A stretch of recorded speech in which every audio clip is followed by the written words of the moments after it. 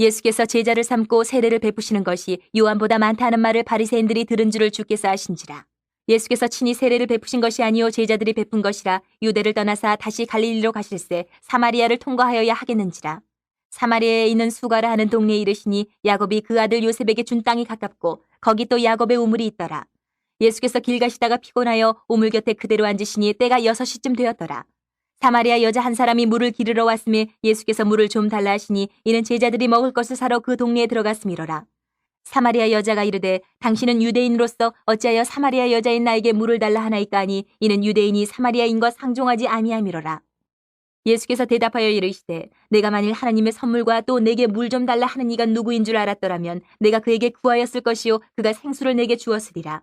여자가 이르되 주여 물기를 그릇도 없고 이 우물은 깊은데 어디서 당신의 그 생수를 얻겠사옵나이까.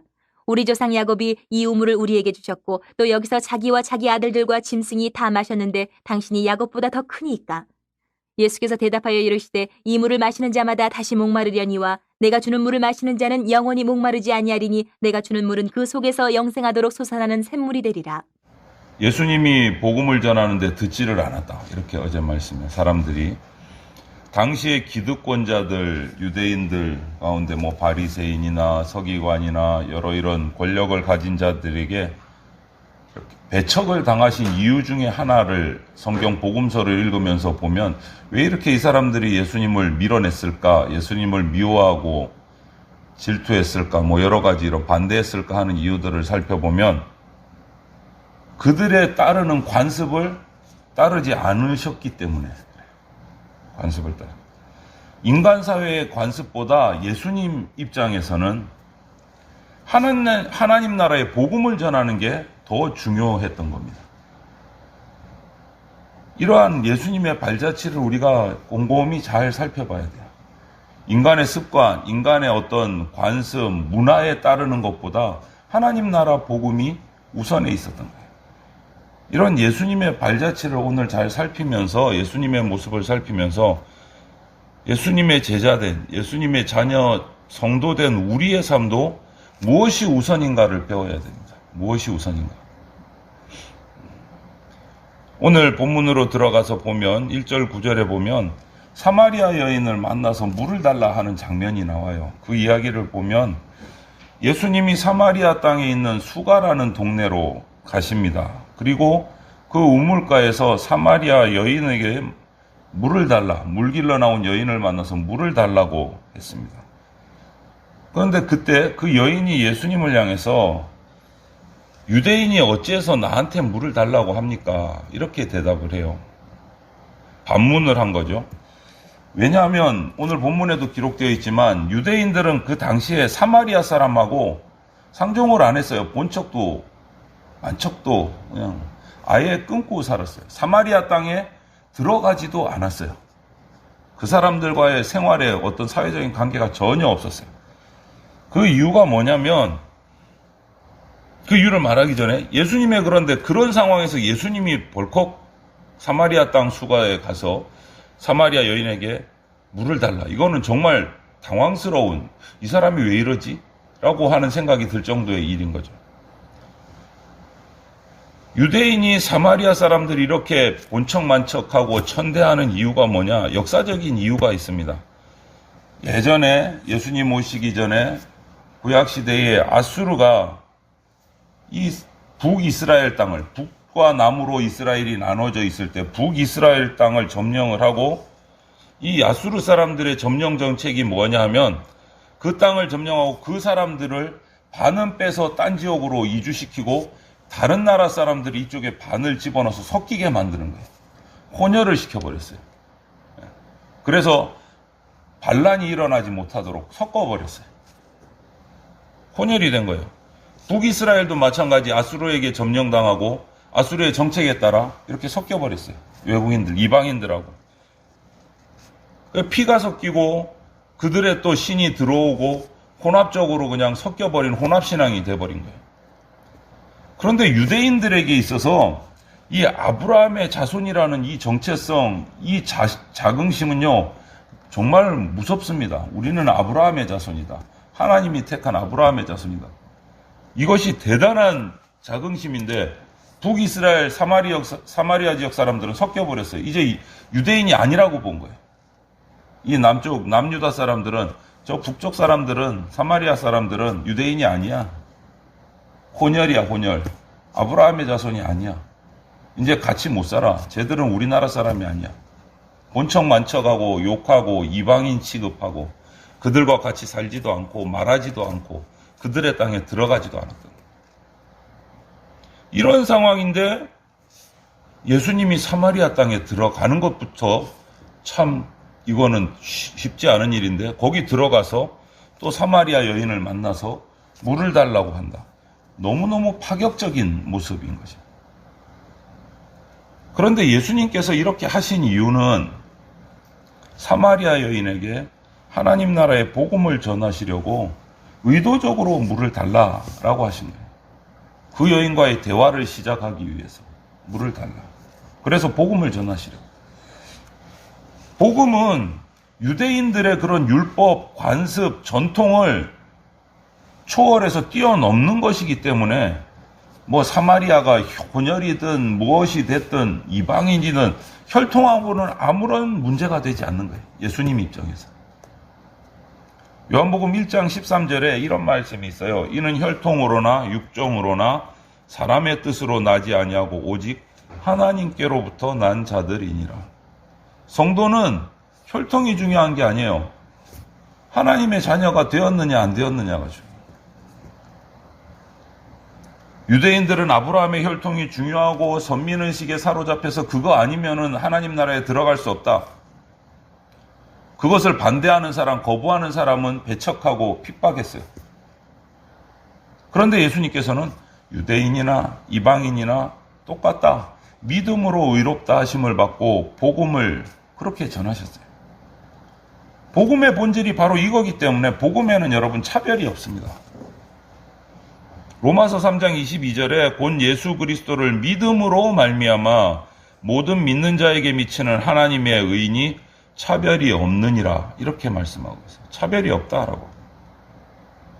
복음으로 말미암아 믿음으로 말미암아 차별이 없다. 그렇기 때문에 오늘날 우리도 마찬가지입니다. 복음을 전할 대상자에 대해서 어떤 선입견도 가져서는 안 되는 거예요. 어떤 선입견도. 복음 앞에서 복음을 믿는 믿음 안에서 차별이 없다라고 말씀하셨어요. 모든 자에게 동일한 은혜를 베푸시는 하나님의 사랑으로 누구에게나 복음을 받지 못한 자가 있다면 전해야 되는 것이 우리의 사명인 거예요. 차별 없이. 그래서 사마리아 여인에게 다가가서 물을 달라라고 해서 접근을 하고 그와 대화를 시작하신 거예요. 왜요? 복음을 전하기 위해서. 혈통과는 아무런 상관이 없고 차별이 없기 때문에. 10절 14절로 넘어가면 이 사마리아 여인에게 물을 달라고 하신 것, 목마르니까 달라고 하신 것 아니요. 그렇게 대화를 트시고 나서 예수님이 그렇게 말하고 물을 달라고 하신 이유는 그 물이라는 주제를 가지고 영원한 생수를 주시는 메시아가 바로 나다라는 것을 말씀하시기 위함이에요. 그것을 여인에게 전하시려고 물을 달라라고 하십니다. 사마리아에는 예수님이 생수를 주신다는 말씀을 도저히 이해를 못했어요. 예수님을 딱 보니까 우물물에서 물을 깃는 도구 두레박도 없고 기구도 없고 뭐 지금은 목말라서 물을 달라고 하면서 어떻게 나한테 생수를 줄 수 있느냐. 물들 그릇도 없으시면서 이렇게 반문을 합니다. 그리고는 이 우물은 우리 조상 야곱이 우리한테 주었는데 이 물이 아니고 생수를 줄 수 있다면 당신은 야곱보다 더 큰 사람입니까? 오히려 이렇게 따지고 묻는 거죠. 그들에게는 야곱이 엄청 큰 조상이고 위대한 사람이기 때문에. 그런 이 사마리아 여인의 관점을 예수님이 이제 바꿔가세요. 복음으로 바꿔가세요. 당신이 주시려는 물이 육신의 목마름을 위한 물이 아니고 영혼의 목마름을 해결할 수 있는 물이라는 것을 설명을 하세요. 이 물을 마시면 다시 목마르게 되지만 세상 물은 내가 주는 물을 마시는 자는 영원히 목마르지 않을 것이다. 왜? 속에 들어가서 영생토록 솟아나는 샘물이 될 것이기 때문에. 예수님 그래서 오늘 본문뿐만 아니라 7장으로 넘어가서 봐도 누구든지 목마른 자는 와서 마시라 이렇게 말씀하시면서 당신을 믿는 자에게는 그 배에서 생수의 강이 흘러날 것이다 이렇게 말씀을 하세요. 예수께서 서서 외쳐 이르시되 누구든지 목마르거든 내게로 와서 마시라. 나를 믿는 자는 성경의 이름과 같이 그 배에서 생수의 강이 흘러 나오리라 이렇게 말씀을 하셨어요. 예수님께 와서 물을 마신다라는 것은 예수님을 믿는다라는 의미예요. 예수님을 믿는다. 그리고 예수님은 이 물을 항상 말씀하실 때 주로 성령의 비유를 하신 적이 많아요. 물을. 이는 그를 믿는 자들이 받을 성령을 가리켜 말씀하신 것이라 7장 39절에도 이렇게 말씀하고 계세요. 영원히 목마르지 않는 생수를 주겠다라는 이 말씀은 복음을 믿고 구원받는 자에게 하나님의 선물, 성령을 주시겠다라는 말이에요. 성령을 주시겠다. 그 은혜를 우리가 지금 받고 누리고 있는 거예요, 여러분. 우리 안에 솟아나는 생수가 있는 거예요. 그 생수가 흘러넘쳐서 더 많은 사람들에게 그 영생의 은혜를 끼치라고 우리에게 주시는 거예요. 이런 예수님의 오늘 모습을 보면 유대의 관습을 깨트리고 그것을 뛰어넘어서 유대인들은 절대 상종하지 않는 사마리아 땅으로 가서 여인을 만나서 물이라는 주제를 가지고 복음을 전하고 예수 그리스도가 메시아임을 전하는 이 모습을 보면 예수님이 공생의 가운데 행하셨던 이 모든 예수님의 사역의 길을 보면 세상의 편견을 뛰어넘는 길이었어요. 세상의 관습을 뛰어넘는 거였어요. 당시 유대인들은 사마리아 사람들하고 상종하지 않고 오히려 욕을 하고 정죄를 하고 혐오를 했어요. 그런데 예수님께서는 그런 갈등, 그런 분리 이것도 개의치 않으셨어요. 다 뛰어넘으셨어요. 오히려 상대방이 당황할 정도로 다가갔어요. 왜 사마리아 땅으로? 거침없이 가셨어요. 사마리아 여인하고 얘기를 하네. 왜 그러지? 거침없이 또 얘기를 하셨어요. 왜? 다 복음 받아야 되고 하나님의 자녀가 돼야 될 사람들이기 때문에. 차별이 없기 때문에. 그것이 하나님의 뜻이기 때문에. 여러분 4절 말씀이 아주 의미가 있어요. 사마리아를 통과하여야 하겠는지라. 사마리아 땅을 둘러가지 않고 통과하여야 하겠는지라. 하나님의 뜻이라는 거예요. 갈까가 아니고 통과해야 되겠다. 하나님의 뜻이다. 통과해야 돼. 사람들은 가지 않고 그들과 상종하지 않지만 나는 가야 되겠다. 왜? 그 땅에도 복음이 전해져야 되니까.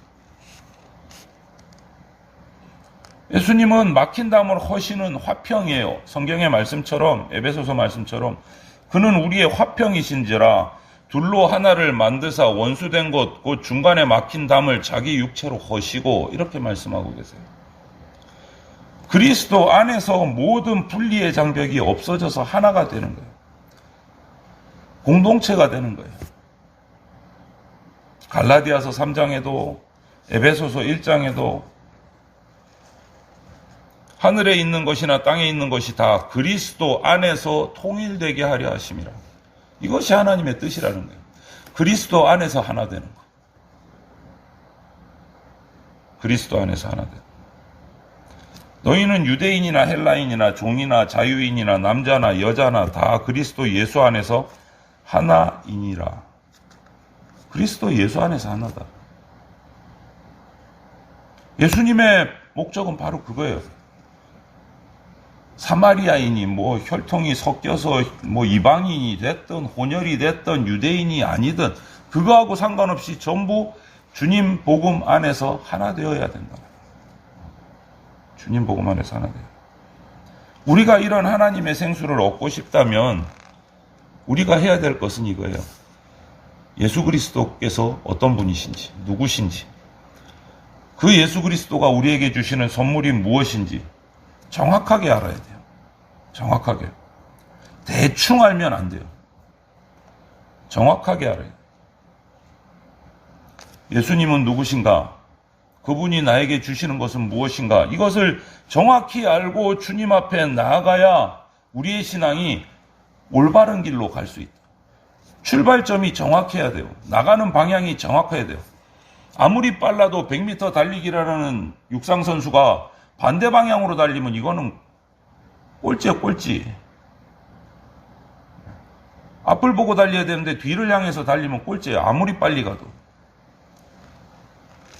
예수님이 누구신지, 그분이 나에게 주시는 것이 무엇인지를 알고 달려야 바르게 달려갈 수 있다는 거예요. 우리 신앙이.